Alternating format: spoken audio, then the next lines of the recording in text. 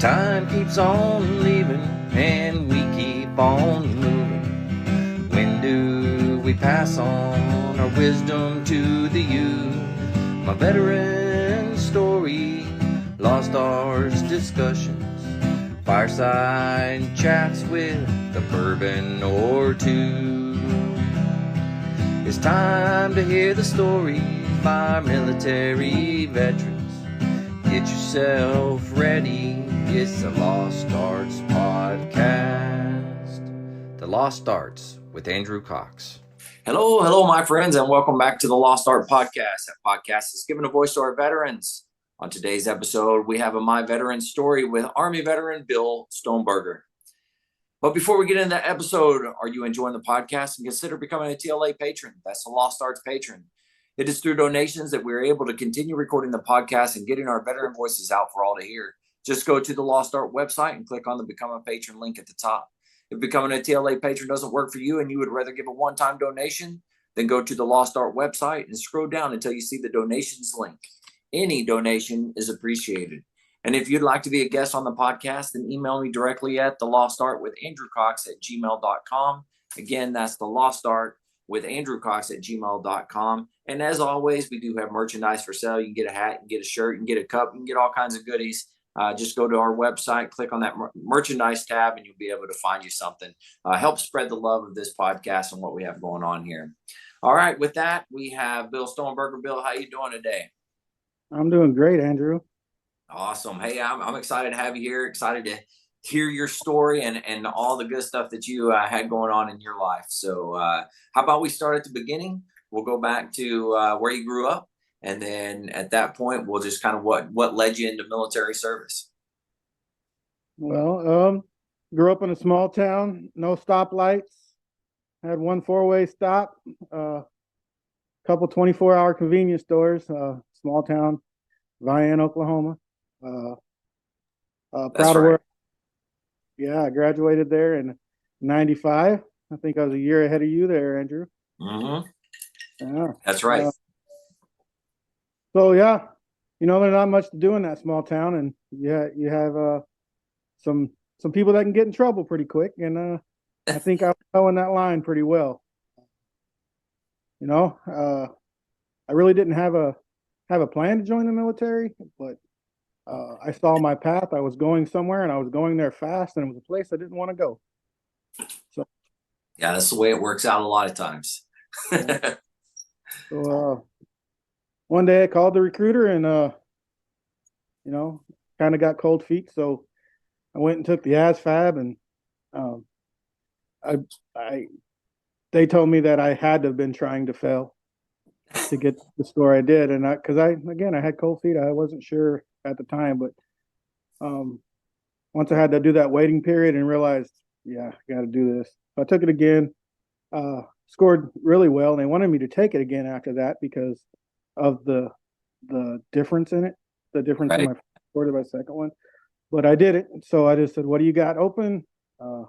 Get me out of here as soon as possible. They showed me a video of a bunch of missiles flying in the air and shooting down planes and other inbound missiles. And I was like, hey, that's what I want to do. Lo and behold, those recruiters, man, they show you the cool stuff on the videos. Yeah, they don't show you the behind the scenes, that's for sure. Yeah, so I enlisted October 31st of 1997, Halloween Day. Got sent to the MEP station, and from there got shipped off to Fort Sill, Oklahoma, where I did my basic training. And then went to El Paso, Texas as a 14 Tango Patriot operator maintainer. Did my AIT there and in Fort Bliss, Texas, which is not Fort Hood anymore. It's I don't know. They've changed them so many of them. I have no idea anymore. Yeah, I don't even want to take a guess at what it's called. Well, hey, let's rewind a little bit. So, how was boot camp for you? Did you enjoy it? Was it a pain in the butt for you? How was that? So, I enjoyed it. I still remember a lot of the things that happened in there, and in my platoon, if you want to call it a platoon at the time, I was the only one from Oklahoma. and there was two drill Really? sergeants. Yeah, there was two drill sergeants from Oklahoma, and Wow. um, every time something got messed up, like somebody's bunk was out of place or whatever, mine got flipped too. And the only reason they kept saying, "So you know about these Oklahoma twisters, then, don't you?" And Oh, that's good. so, like every time something was out of place, my stuff got tossed.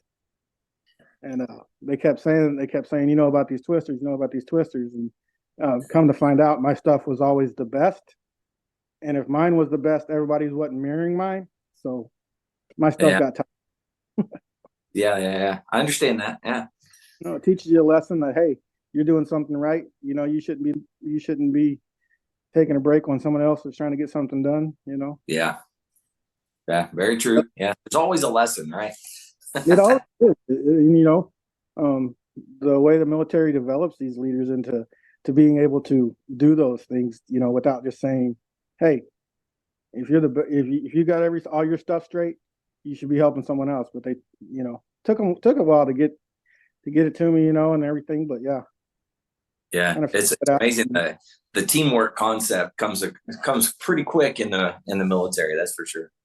Oh yeah, I do remember um, getting we call it smoked in the Army. I'm not sure what you Marines call it, but we Yeah. called They it smoke. call it IT. So in incentive training. Yeah. Incentive.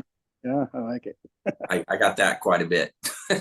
Oh yeah, I got pretty strong in basic because we got assigned battle buddies, and my battle buddy Strickland was the last name.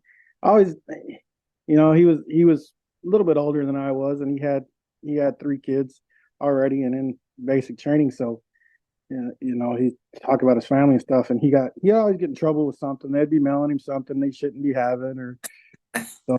Yeah, I got strong on that, and plus after when you first get there, you know, everybody's like quiet. You know, you don't want to stick out or anything. But me, I got a smart mouth, and you know, No. but, That's all. yeah, basic being in Oklahoma, you know, was very memorable. You know, and it wasn't home. Put it that way. I can tell you that much. When you're when you're at Fort Sill, you can call it home if you want to, but it was not home. Fort Sill, and I tell people to this day, like when they say, "Oh yeah, I've been to Oklahoma, it sucks." It's Fort Sill, and I was like, Fort Sill is not Oklahoma. Not That's based. very true. Do not base Fort Sill on the whole reputation of Oklahoma. But That's very true. Yeah. I mean, we were fortunate though. We grew up in the foothills of the Ozarks, so you know, it's a very beautiful area. You know, but yeah, Fort Sill definitely not as beautiful. I'll put it that way.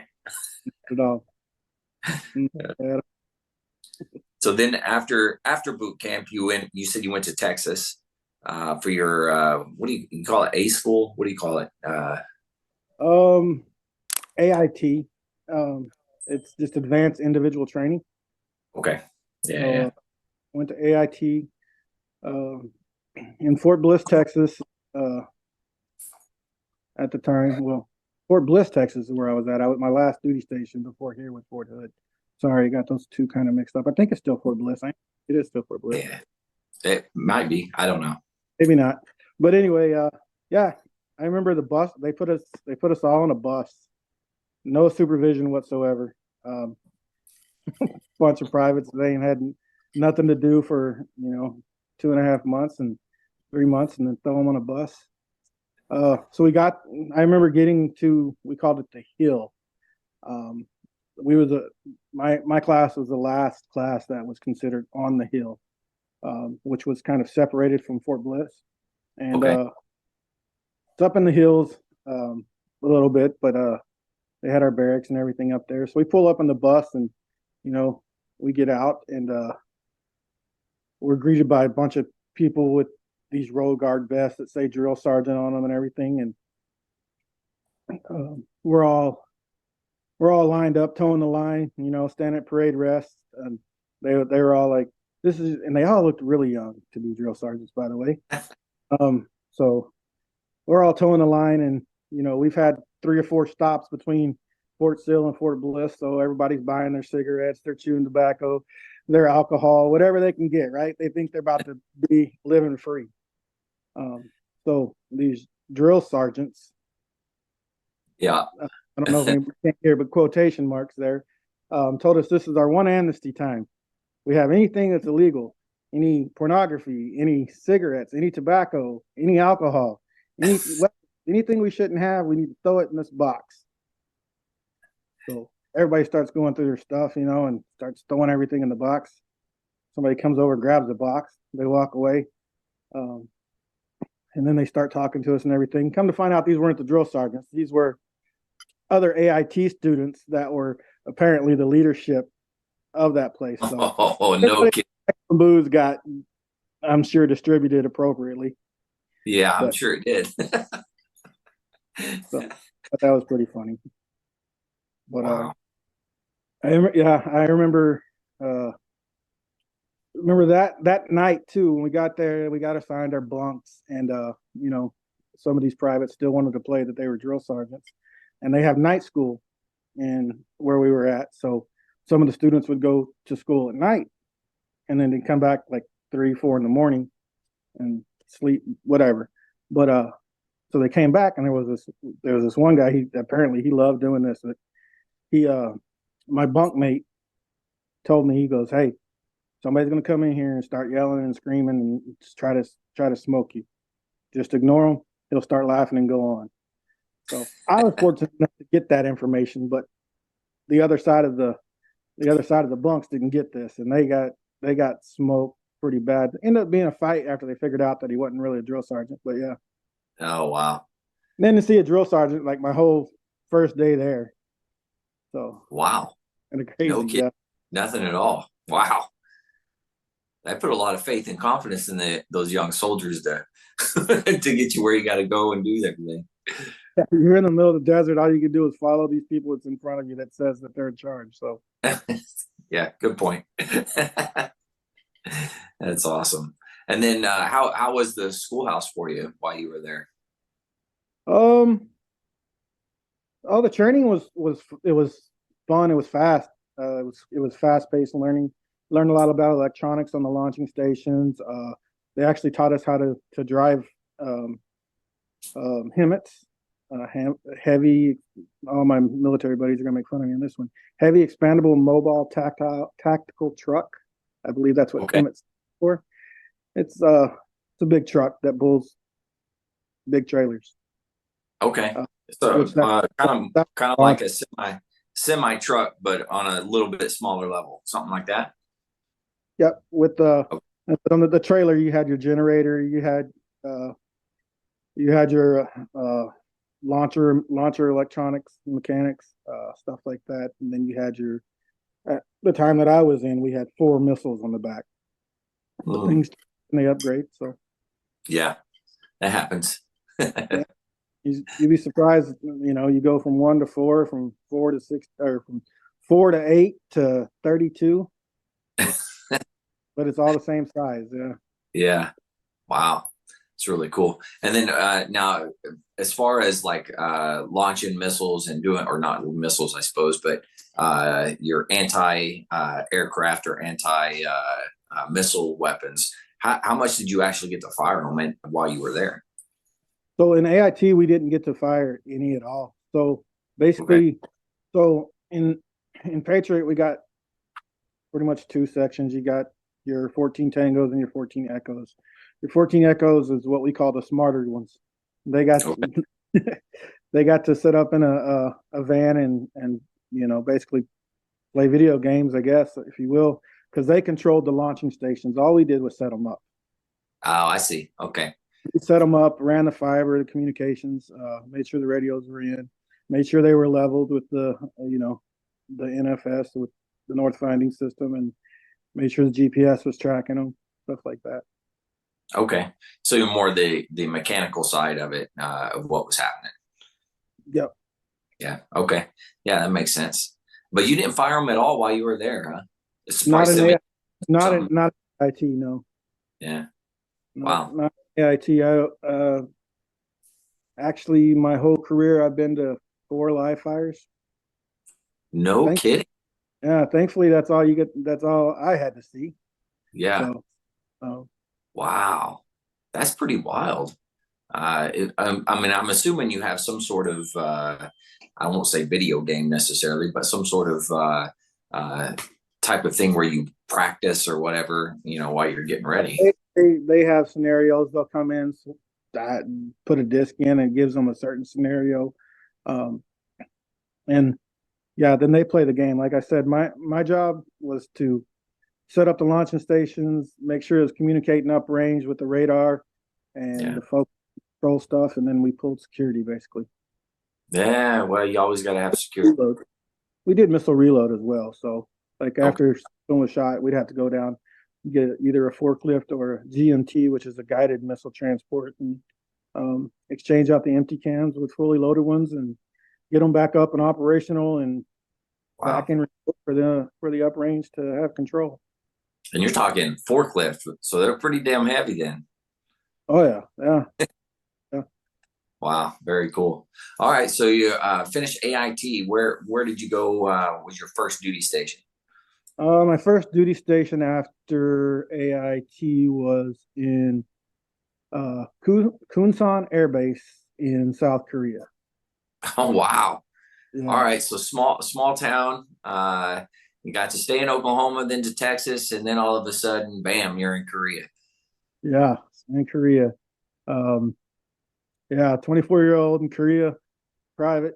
Um, Went over there. Yeah, it was kind of eye opening when I first got there. Um, Again, no kind of direction whatsoever. You're on your own, flying in an airplane. You get there, finally somebody that's um, flying with you, kind of takes charge. One of them, senior non-commissioned officers, so they've already been there. They know where check-in is at the airport, all this other stuff. Get there, they have a roster of who's going where, what bus. And you get on the bus, and you know, finally when I got to my actual duty station, I was in Camp Humphreys for a while until they divided us where we were supposed to go. But once I got down to Kunsan, I got there in the evening and um, just got on my TA-50, which is all your gear. Mm-hmm. Your full battle rattle, your Kevlar, your vest, your uh, wet weather gear, your cold weather gear, your Mickey Mouse boots, just all kind of stuff that you have no idea what it's actually for. Yeah. The one thing you think you would know what it is would be a tent or a lean-to, but it's just a piece of cloth, some rope, and some stakes. But anyway, so I got there that night. My first night, they got me a barracks room. Got my roommate. Turnblom was his name. Uh, pretty good dude. Um, didn't have so I still haven't met my NCO or anything. I just met a couple of soldiers in the barracks. Told me where I was going to be. They have somebody they call CQ, so they have a non-commissioned officer at a desk at the barracks, 24/7. So um, he got me squared away to my room and everything. And the next morning we had a muster, full battle rattle. Guess who doesn't have their stuff together because don't know what Yeah. anything is. And so yeah, I remember that one really well.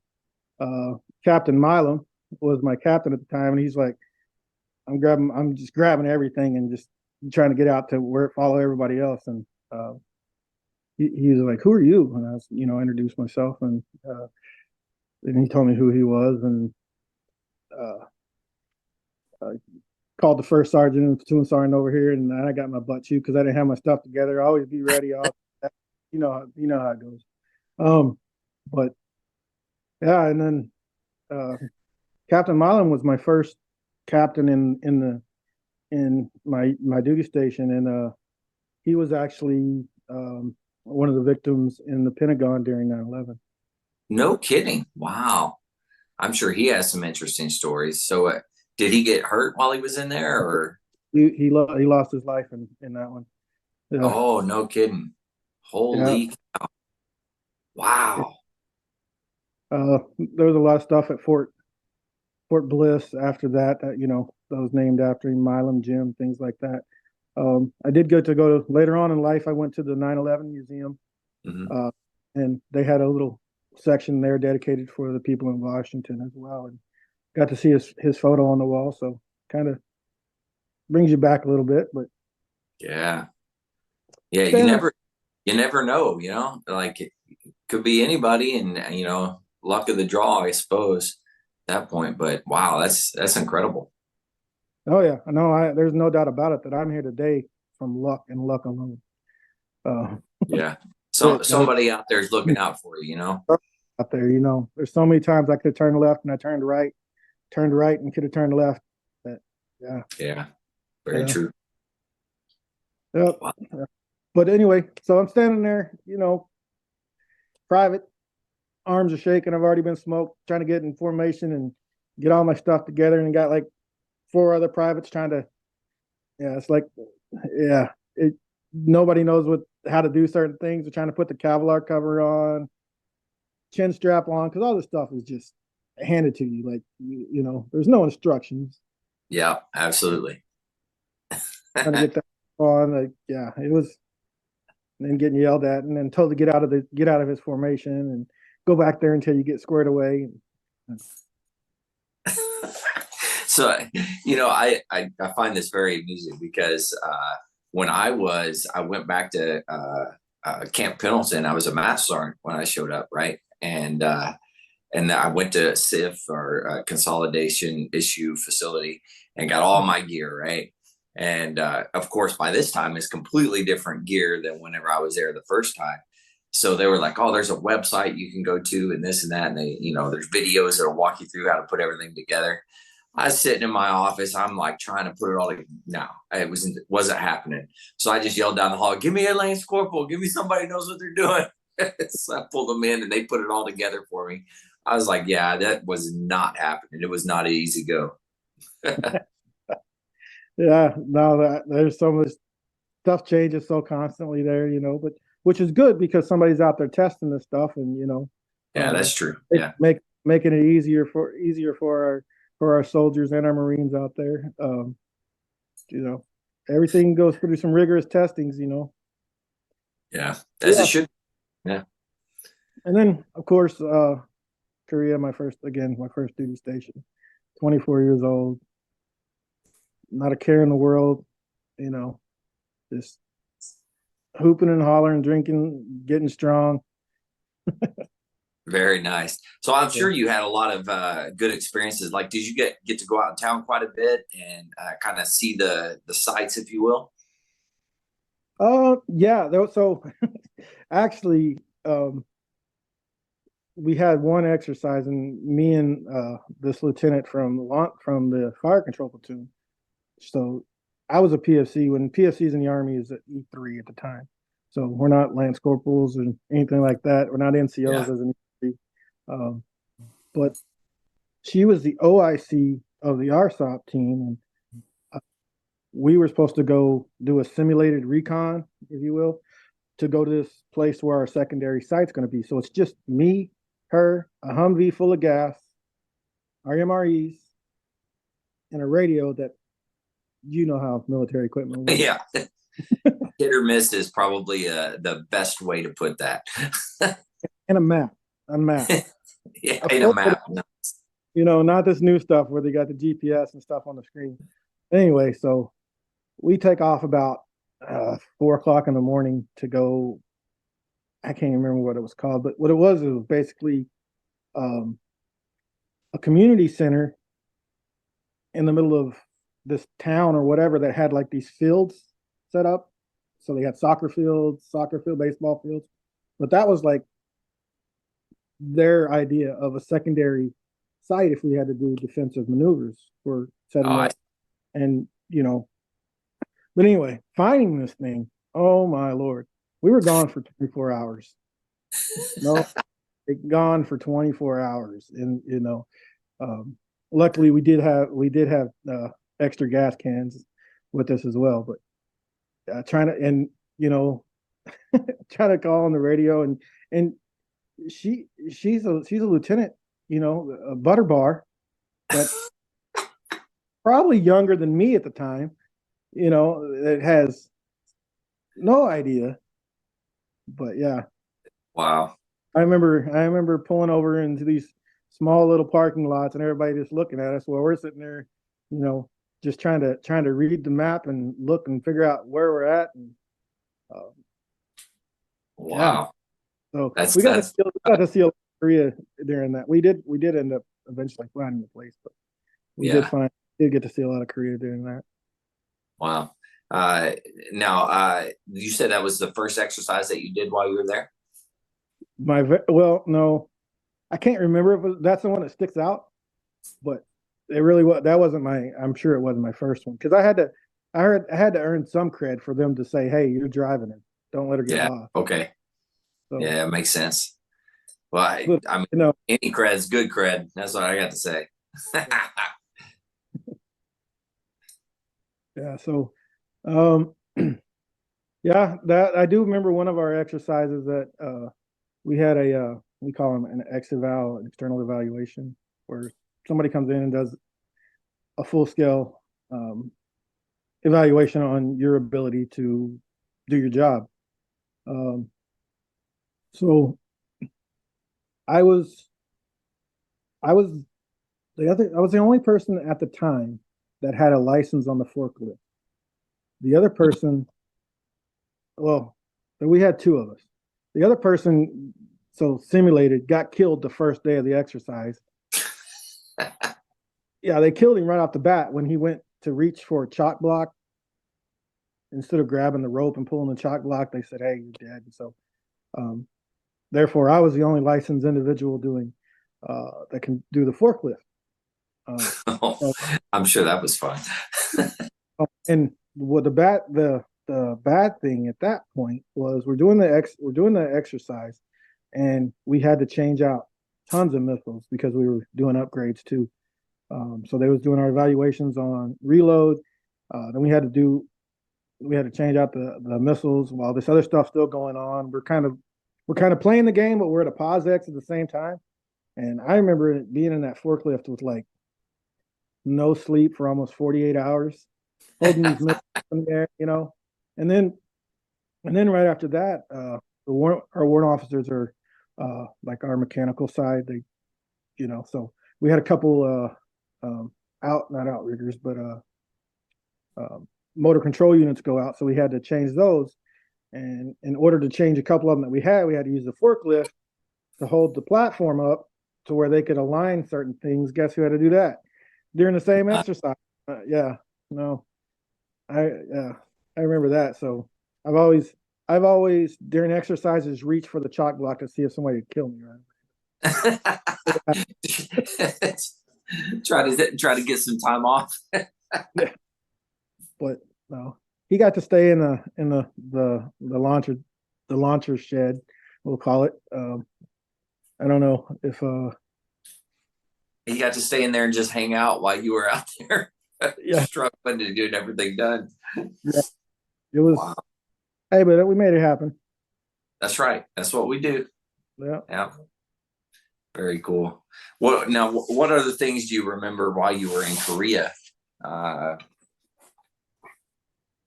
Um, lots of things. Um don't drink soju on an empty stomach. so okay, what is you said soju? What is Yeah, that? soju is like the Korean equivalency to our, like, I guess, flavored vodka. Okay. Yeah. Yeah, I can see that. Yeah. Yeah. Um so not to down anybody, but I didn't have the greatest squad leader at the time. And uh yeah, he was when I got there, he was a staff sergeant. They always tell you the fastest way to make E5 in the Army is go to Korea as an E6. So, Oh, no kidding. he left there as an E5. He was an E6. Um, but yeah, he didn't. he was just a rank wearer, I guess. He Yeah. wasn't a wearer; he was a wearer. Um, so a lot of the things that me and my crews we learned on our own how to load a radio, how to put codes into a GPS, you know, how fiber works and how circuit cards and all these other things operate. We kind of learned it on our own. We had a lot of help from some of the warrant officers too, but yeah, so him being not as well as leader that he should have been and should have been actually helped me and a couple of my other buddies excel and exceed um, a few of the others. Yeah, you know that, and that's a an important lesson. In the absence of like orders or the absence of a squad leader or whatever that may be lacking, we'll say, it's being able to step up and figure it out and move on is a incredible thing. And unfortunately, you look at some of the younger guys in the military now; they don't have that same attitude sometimes, and it kind of bites them in the butt, in my opinion, at least. Yeah, no, it did, but like I said, he did his thing, and like I said, he got busted down. But Wow. everybody under him uh, excelled and um, had great careers, and I'm sure those are lessons that we learned, and we're like, I'm not teaching my soldiers ever the way we learned. So Yeah. Some of the best lessons you ever learn are what not to do. uh, I've taught many of people what not to do. That's good stuff. All right. And how long were you in Korea? My first time there was, or yeah, was a year. A year. Yeah, it was a year. So basically, a 1 year tour is what they were doing at that point in time. Then. Yeah, yeah, it was 1 year unaccompanied tour. I haven't even met my wife at this time yet. So Yeah. Okay. And then after your 1 year while you were there, where'd you end up going then? um, here I go. Oh, I went back to Fort Bliss in El Paso, Nice. Texas. Okay. Yeah, back to Fort Bliss, and I got signed to Echo Battery 1180A Reptiles. That's a good name. Yeah, we had First Arm Boone would always call us reptiles. Funny story about that. So we kind of designed like a gecko kind of thing, Yeah. and we had it stickers made and stencils made, and we would spray paint everything with this gecko, because we were the reptiles. So that's what that's how we identified our equipment and stuff. And you know, 15 years later, downrange in Kuwait, I see reptiles on things that are ancient. And I was like, holy crap, you know. That's mine. Wow. Yeah, I was in Fort Bliss Echo 11, still in launcher platoon. So Okay. yeah, that duty station is where I've made the majority of my lifelong, friends and battle buddies. Hmm. Probably hands down, um, one of the best units I've ever been in, with some of the greatest leaders that I've had the opportunity to work with. So That's awesome. you get those units where you have those 4 or 5 great leaders, and then you got the other. This one was hands down, really not.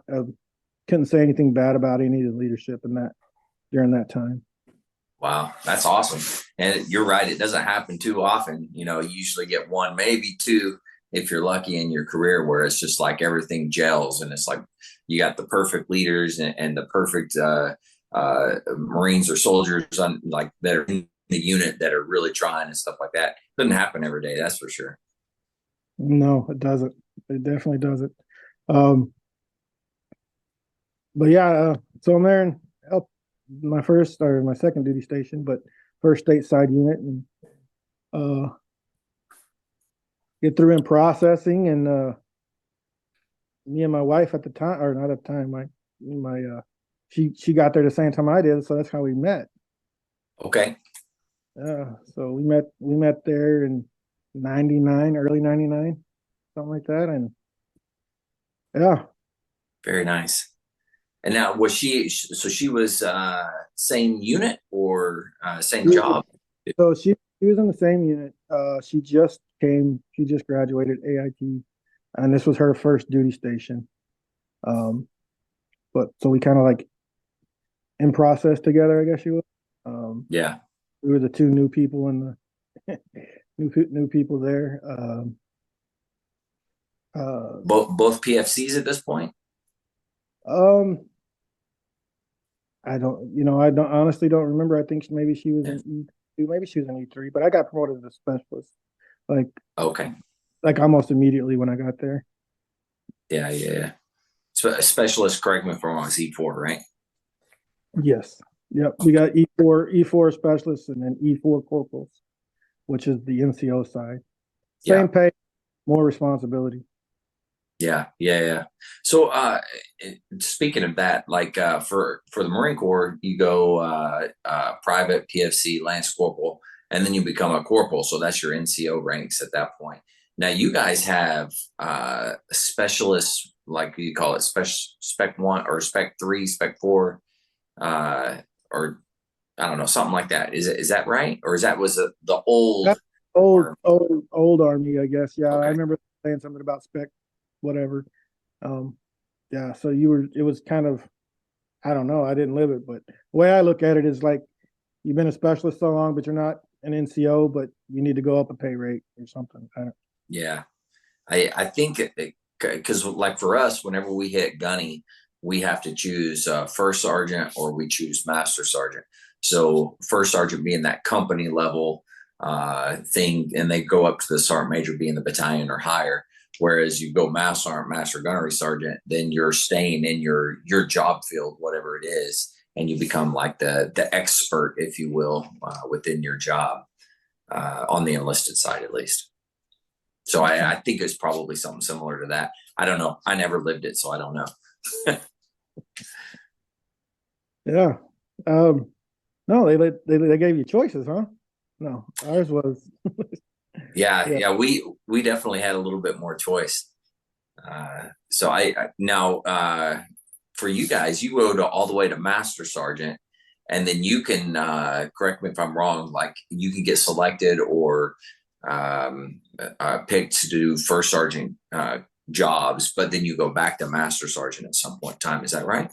Yeah, so like if you're not the senior enlisted of the company, which would be the first sergeant or the Mm-hmm. battery, whatever you want to call it, but that would be the first sergeant. First sergeant in charge of the troops, master sergeant, other side of the house. Now I got another question. This is completely off topic, and I'm totally throwing a wrench in everything here. But uh, they used to call the first sergeant, right, or the top sergeant in the unit. They called them top. Do you guys use that in the army? It did. Some people still do that. They'll say top. It depends on who's wearing the diamond. You know, Mm-hmm. some of them tell you I ain't no damn top. I ain't no toy that spins around. You know, and others, they embrace it and you know, but no, the correct term would be first sergeant. But yeah, Yeah, yeah, yeah, yeah. No, that makes sense. Yeah, you for the Marine Corps because we branch off. So you got the first sergeant, you got the master sergeant. Typically, the master sergeant they call top because he's the top sergeant in a unit. Uh, so that's I don't know. Not always. They called me top every now and again. I didn't care when I was a master sergeant. I was like, whatever. Call me whatever you want. I don't care. yeah. So, So so yeah, what were some of the experiences you had there at Fort Bliss? I know you met your soon-to-be wife, right? So, what were some of the experiences that you had there, though?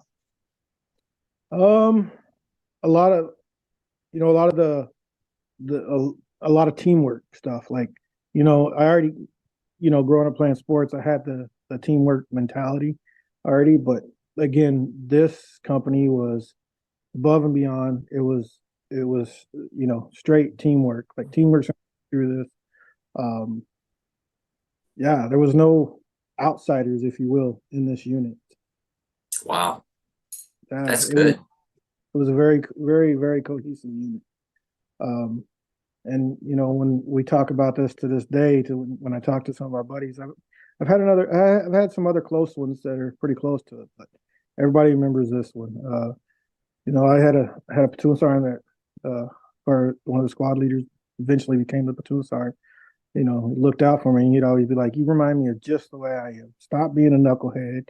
You know, do things." He's like, "Do things certain ways." And he told me once that he goes, "If I want something done and I just want it done and I want it done quickly without giving anybody any rules, I'm coming to you." I like it.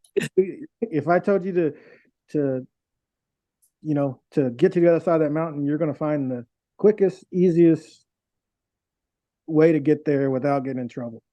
But when there's certain things that you gotta do, step by step and stuff like that, he'd go to other people. But eventually, I kind of picked that stuff up and kind of know your role, where you're at, and who's in. But Bloom where you're planted. That's another good. So we always did the right thing. Yeah. Sometimes we didn't do the right thing the right way, but we did the right thing. Yeah. You learn from mistakes. That's the way I look at it. I've made plenty in my career, that's for sure. Yeah. Again, I met my wife there, and took her forever. Kept asking her out, kept asking, she would never go out with me. And then, so finally one day she did, and the rest is history. And she's she's the true backbone of this family. Kept me in trouble. So I was there, and I was done. I was like, I don't want to have anything to do with the military anymore. I'm done. But then again, met her, got married, and raised my hand, had a kid, and the rest of it you could say is history. And yeah. Definitely changes your perspective a little bit once you have some kids. It absolutely does. Definitely does. Yeah, one of the biggest days of my life having my first. I'm sure same for you as well. It does. Like if you haven't experienced it, there's I don't know how to describe it, but you're not by yourself anymore. You have somebody else, to Very look true. out for. Yeah. To raise, and no one that I know, tries to bring someone up to do wrong in this world. So when that happens, you have all these things in your head, and pictures and everything. But then life always slaps you right in the face. That's the way it always works. It is. That's awesome. So did you get married while you were there at Fort Bliss? We did. Actually, Okay. my my wife was pregnant. I think I just got off of CQ, which is 24-hour duty. And she had some kind of dental surgery or something. So she was drugged up, and we went to the courthouse and got married. So I had to drug her, and she'll tell you it's not a legal marriage to this day. That's a good story. You waited till she was drugged up and then took her down. That's good. I like it. Her cheeks were all swollen up, had gauze in them and everything. So you had to have had pictures of it, though. Did you have a picture? No, honestly, I don't. But this is in 2000, so cell phones were not. I don't think they had cameras at the time, really. But no, I mean, what year was that? 2000. Oh yeah, there wasn't a lot of cell phones around. If it was cell phones, it was those big bricks that you had in your car. Those were the cool cell phones back in the day. So my best friend growing up, John Killer, shout out John, but he actually drove me to the airport when she was coming before we were married, and I proposed to her in Oklahoma City Airport. Oh, no kidding! Wow. Hundreds of strangers around. Wow. He actually recorded that, but I don't. I'd have to ask him if he still has any of that stuff. But anyway. What was he recording with? man, and it's probably one of them things you had to crank Those when big. You had to do this on it, get it to turn uh, over. I like it. It's probably I one of those big one of those camcorders. handheld camcorders that took the extra large VHS tapes. That's right. Yeah, yeah. That's funny. Yeah, we'll have to get with him and find out. Yeah, that'd be a good video to see. So Yeah, you said it was at the Oklahoma City airport? I was literally half the man I am now. I Yeah, understand. Oklahoma City Airport. She was coming in to see my family, and Very cool. poster right Yeah. there. Wow. Now, did she stay in with you, or did she just do the like the 4 got out? What happened there? She did 11 and got out. 11?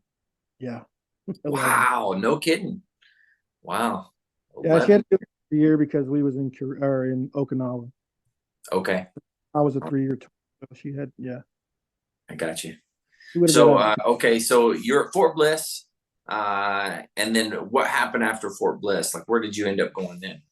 So Fort Bliss, I was still stationed at Fort Bliss, but we got deployed to Okay, Kuwait. We got deployed to Kuwait. And my son was, man, trying to think here.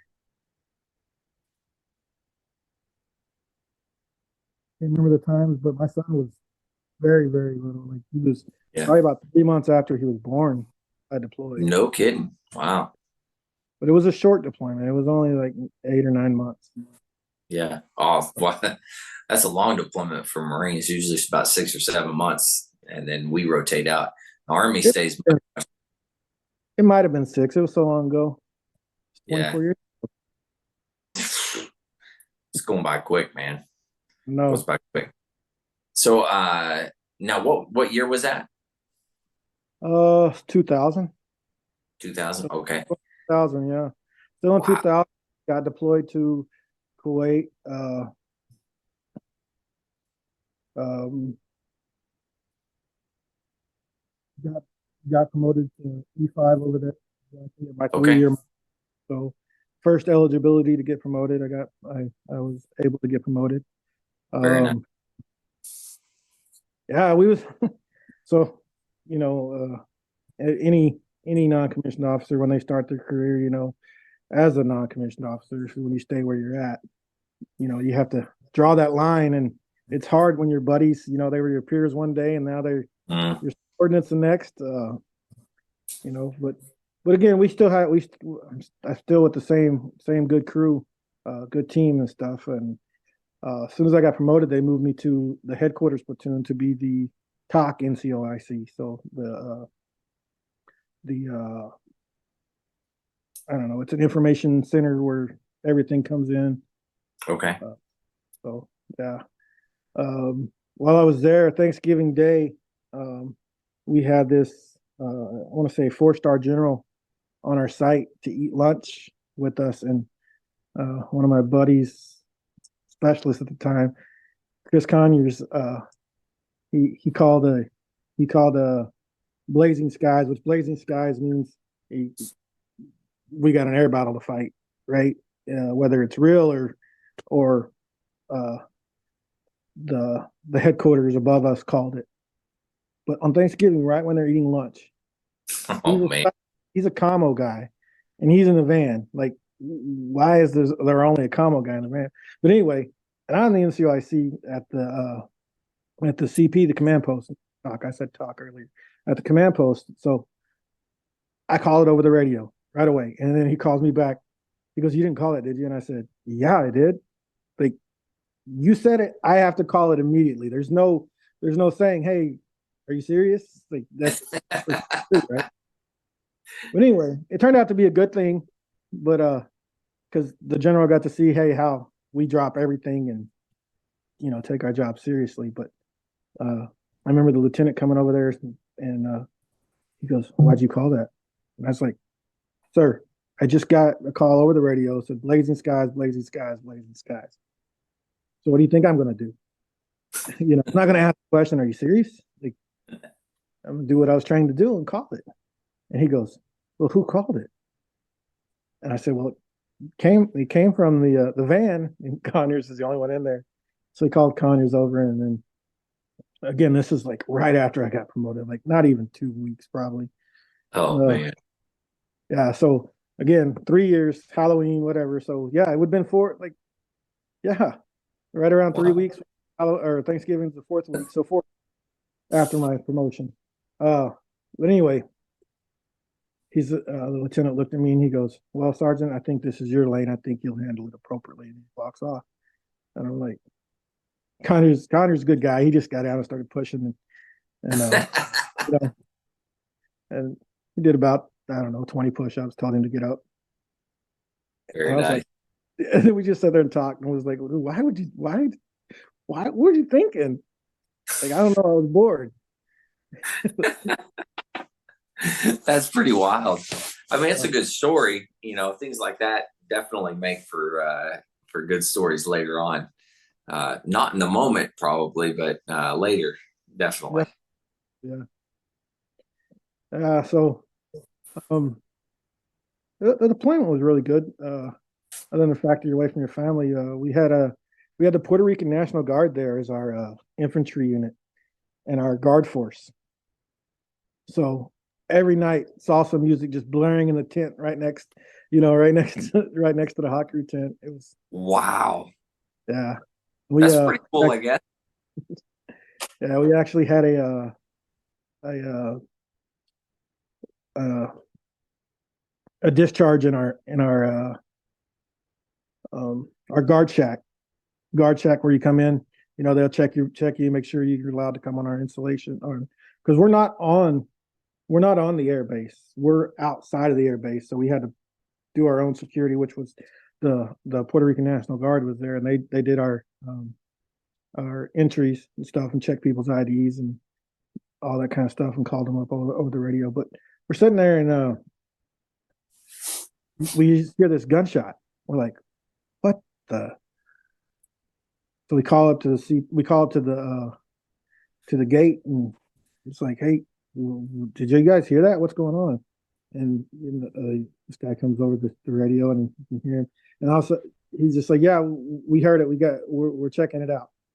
And then all of a sudden, you just hear somebody screaming in Spanish coming out of that tent, and this Siren First Class just mad, just cussing in Spanish, running all the way up to the thing, and we're like, what the heck's going on? And finally, one of their other NCOs came over and explained to us what happened. Um, they called the security forces over from the air base because we're right up against the air base. You leave the air base, you're in our site. You leave our site, you're in the air base. But yeah, and then this poor guy probably weighed about 98 pounds soaking wet, was getting dog crap smoked out of him, like literally. And my buddy Literette, he speaks Spanish. So like, what is he saying? He's like the same thing you would say, but in Spanish, like roll left, roll right, up, down, front, back. That's good stuff, man. Wow, but nobody was injured. That's No, important. Yeah. no, that kid's soul was injured. And That's good. they was explaining it, and like he had his 9mm and he was trying to twirl it on his finger when he had the discharge. Luckily, yes, luckily it went off the opposite. You know what I mean? And I remember some of the guys was out back smoking and joking, and there's a little smoke pit or whatever. It's like right up to ours, and we talk back and forth or whatever. But I remember him speaking something in Spanish, and I just hear the word John Wayne, and so I knew what they were talking about. So that was pretty, yeah. That is crazy that somebody gonna boop, boop, boop, boop, like just spin a pistol. I can't even imagine that. Hey, privates, man. We're the ones that give them the weapon, right? Yeah, that's a good point. Yeah. Wow, that's insane. And then you were there for what, like 6, 7 months, something like that, maybe Yeah, 8. maybe, but it was like I said, it wasn't very long. It might have been, yeah, around Okay. 6, 7 months. I'd have to look at my ERB, but And then at that point, once you finished over there, well, let's back up for a second. What was your mission while you were there in Kuwait? Because you said this was 2000. Is that right? Yeah, we were there just to um, protect Ali Al Salim Air Base. Okay, got you. Very cool. And then you come back, and your kid, your firstborn, was a couple of months old or something like that when you left. Now we're talking almost a year old at this point. By the time you make it back. Yeah, it was. I remember when I got back, I was also the unit armorer. So yeah, they trusted me to do that too. So we got back.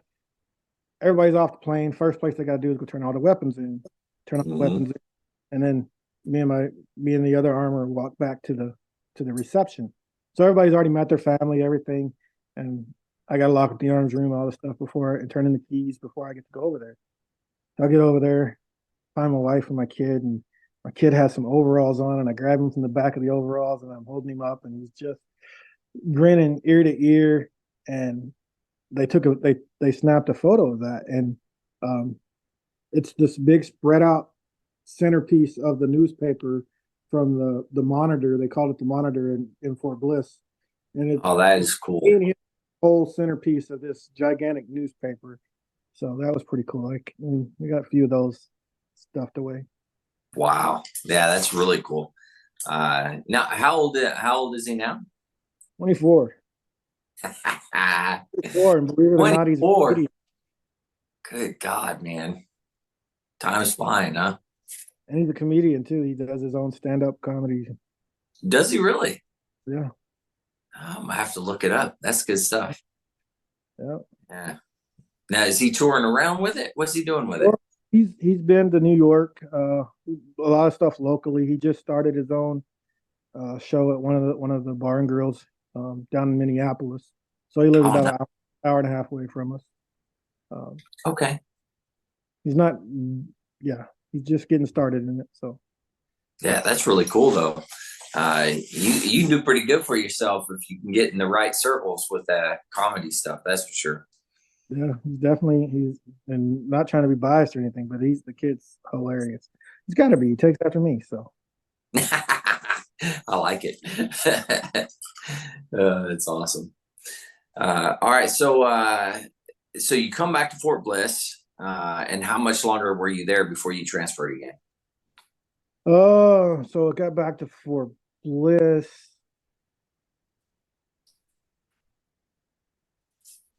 So okay, yeah, I get back to Fort Bliss. Not very much longer because as soon as I get back to Fort Bliss, about 6 months, I get orders to Korea again.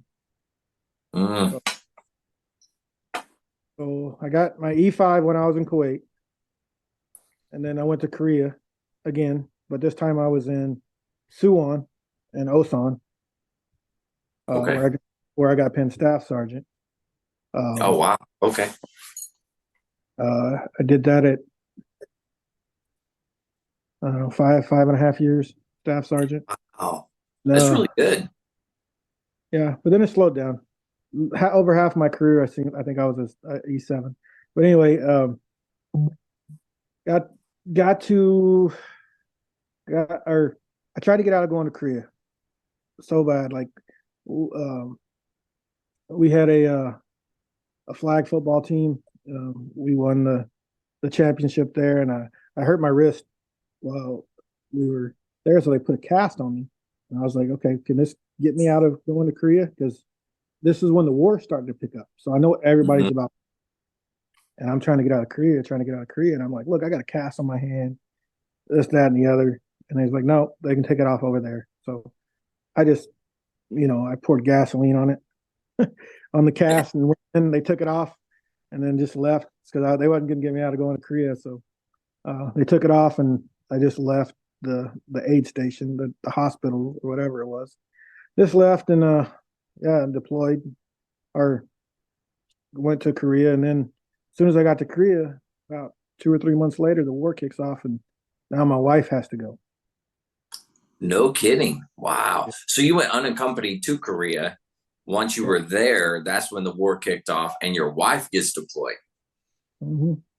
Yeah. Wow. So, and she was in 31st Air Defense, Air Defense. So this is back in the time. Again, no social media. Well, sure there was social media, but not like it is nowadays, where you can just pick up anything and Yeah. talk to. You know, I remember having this big square computer thing that would make weird noises, and this is when Yahoo, when you got on Yahoo, you could actually play games on Yahoo at the time. I think this was when it first started. But so my wife deploys, and I'm stuck in Korea, and all I'm doing is watching, CNN the whole time, whatever. And if you remember Jessica Lynch and all that whole story, Mm-hmm. they were part of. They fell under the 31st because 31st had the overarching command of the area, and Okay. so and my wife was NBC, nuclear biological chemical. Mm. So and she worked in the supply room as an NBC specialist. But during that time, it was tough because all I heard was convoy, and it was talking 31st Air Defense Brigade. That's all you could do is like going on whatever websites that you could find that had any kind of stories.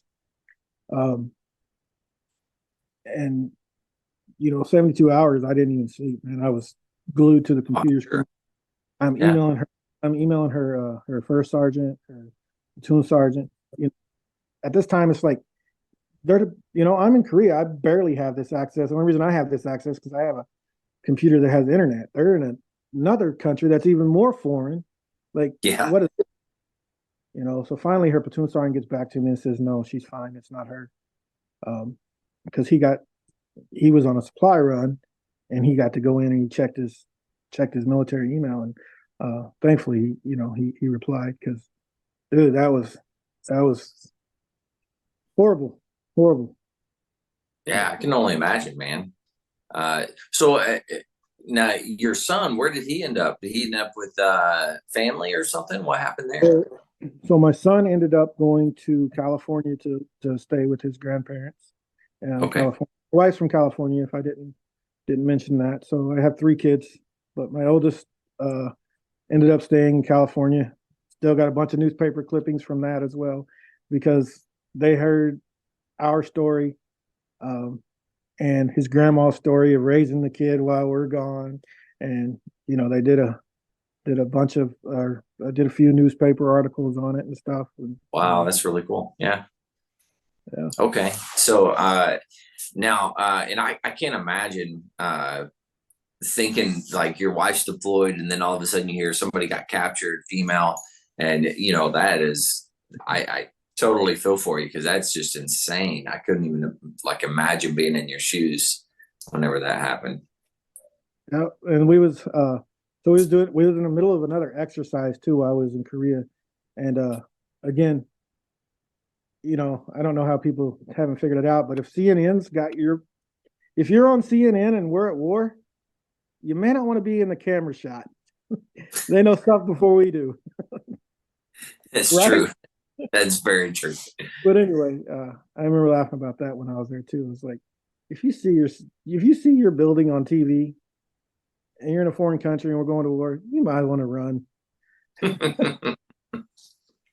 But anyway, I remember getting into an argument with some other NCOs, trying to tell me, "Hey, we got to do this, this, and this," and I'm stressed out, no sleep, trying to just stressing. And I had a good platoon sergeant there, he he said, "Hey, you get out of here, dude. You're excused."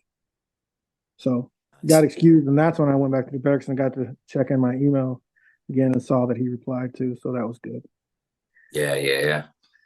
Wow. And now, how long was she deployed on that deployment? I don't know, probably 6 months, 6, 7 months. She was one of the first convoys to go across the border. Oh, no kidding. Wow. Wow. That's Yeah, insane. And so you were on a 1 year deployment to Korea, is that right? yeah, 1 year. Okay.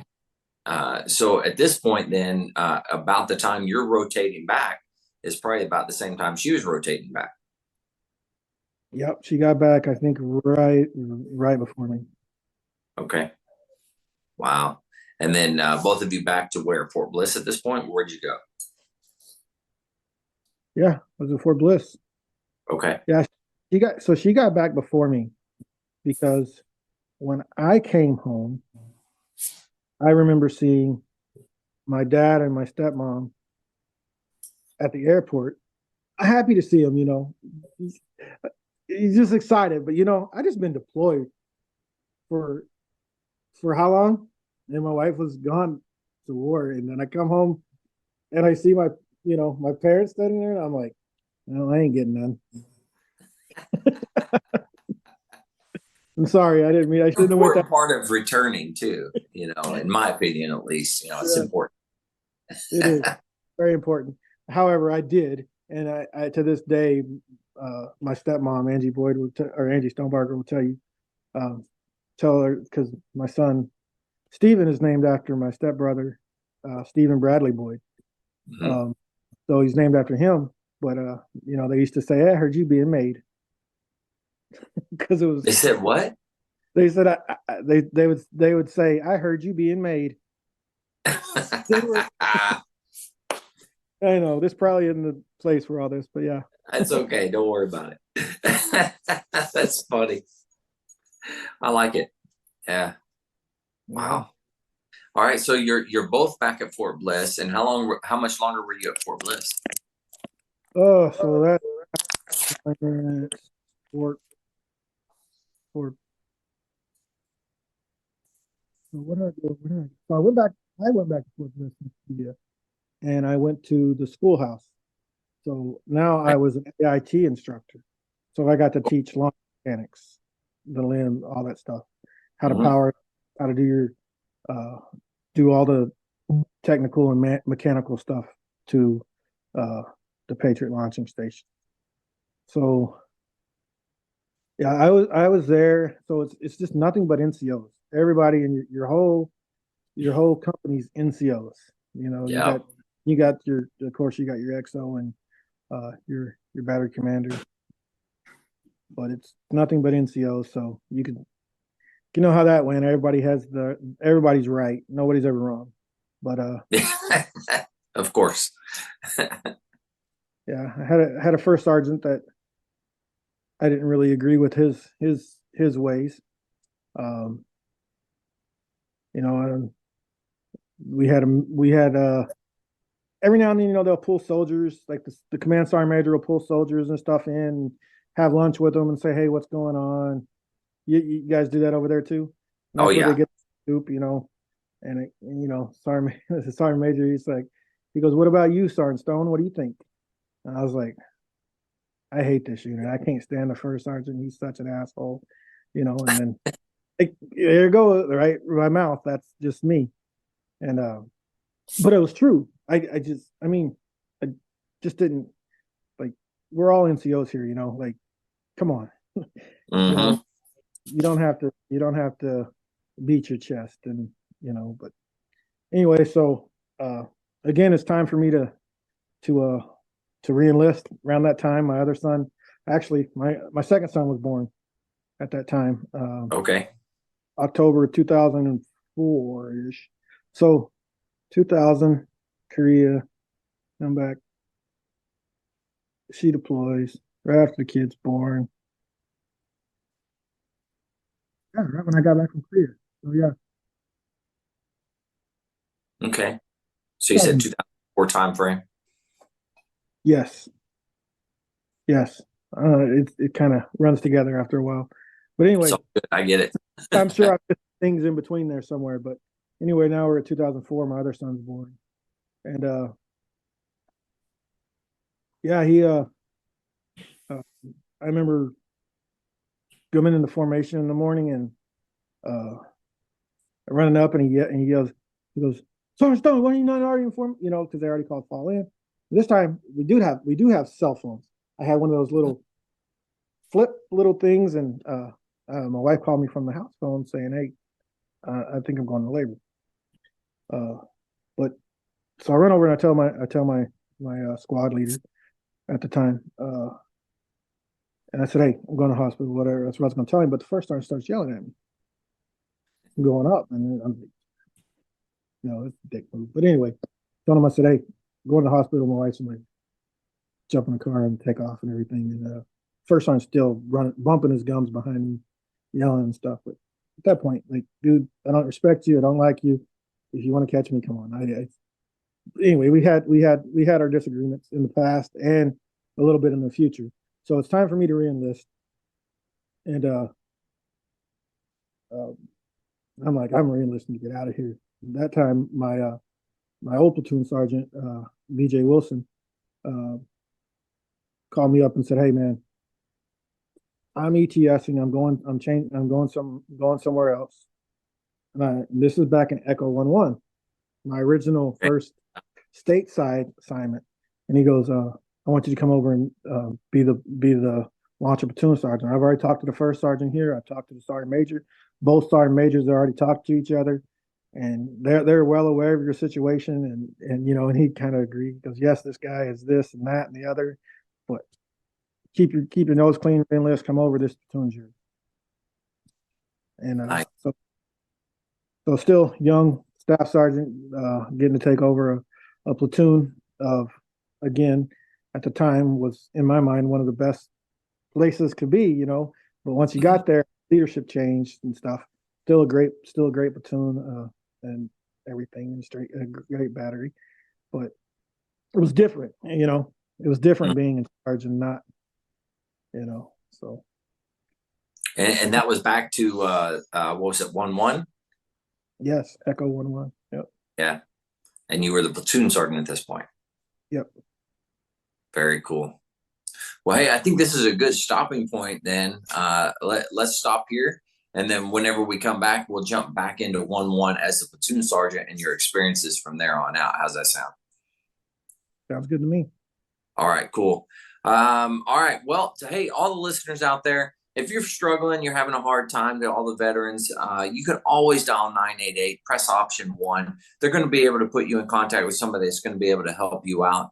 And if you don't feel like doing that, you'd rather text, you can always text 838-255. Again, that's 838-255.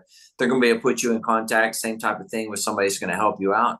But if you would rather chat online, you can always go to veteranscrisisline.net.